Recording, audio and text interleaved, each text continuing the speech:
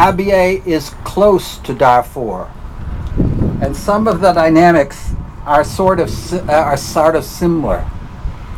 Now, the Janjaweed in Darfur, when the government said they were going to disarm them, instead they were all put in the Popular Defense Force. And where are the people who are violence prone from Kordofan placed? They are placed in the Popular Defense Forces of Khartoum. So the problem ultimately is in Khartoum itself. It is from Khartoum that all of the problems of the marginalized people emanate.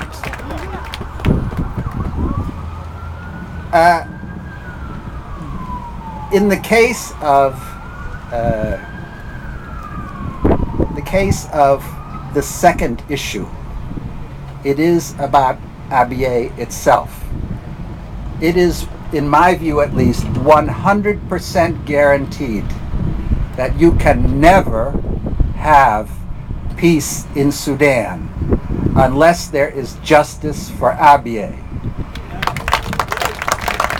Abyei has been, as we might say, screwed royally for years and years and years, going all the way back to even before independence.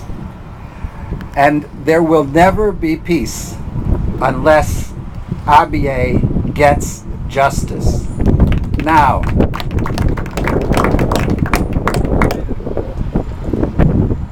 as Ezekiel said, I, along with Ted Danye, whom some of us call the Emperor, were at the SPLM convention. Now, I want you to picture this a little bit.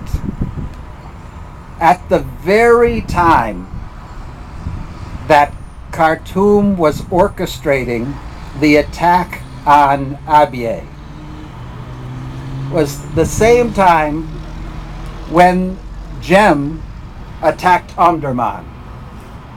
Some of you may not realize that one of the first things Khartoum did was call President Salva and ask him, as commander of the SPLA, to allow the SPLA soldiers in the Joint Integrated Unit in Khartoum to assist the Sudan Armed Forces to defend Khartoum against Jem.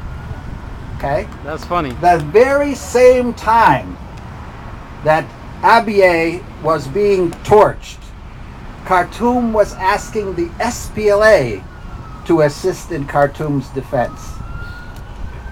And not only that, it's the case that Vice President Taha, who was also at the opening day at the convention, was standing up before all of the 1,500 or so delegates, some of whom are here with us today, and telling them that every part of the CPA would be implemented. All right? So at the very time the attack was starting in Abyei, Khartoum is asking for your help and also re-promising again that every jot and tittle of the CPA will be put in place. Do not ever believe these people. No. They do not speak the truth. Now, when we heard that the attack had occurred, Ted Danye, who is now left with the congressman, and I went with Luca Biong and Edward Lino straight to Abyei. Let me tell you what we found, okay? The 31st SAF Brigade was still in Abyei when we got there, and of course was there well after we left. And they are still there, exactly. When we first arrived in Agok, we were confronted with screaming mothers. Okay, a number of mothers had gathered who had lost their children as they ran from Abyei. We moved up the road towards Abyei itself, and people were continuing to stream south toward Agak and other locations. We got there and we found out that the United Nations contingent of soldiers was still inside their barricades. They hadn't been out. The UN personnel had not been out of their protected space. They said they were told it wasn't safe. All right? They had this, the contingent there are soldiers from Zambia. They had armored personnel carriers. When we found out that nobody had been in town, nobody had had the opportunity to take any photos or any video, we told the United Nations that we needed to go there because we needed to be able to come back to our constituencies here in the United States and elsewhere and tell them what has really happened here.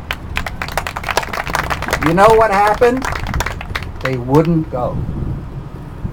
They wouldn't leave their protected space. Now, who is supposed to protect people if the UN soldiers who are there don't actually do the job? All right, so what happened? Finally, we thought we shamed them into taking us. So they put us in armored personnel carriers. You know, armored personnel carriers, it looks like a tank, okay? It's built sort of like a tank. You have a little hole like this that you can peek out, and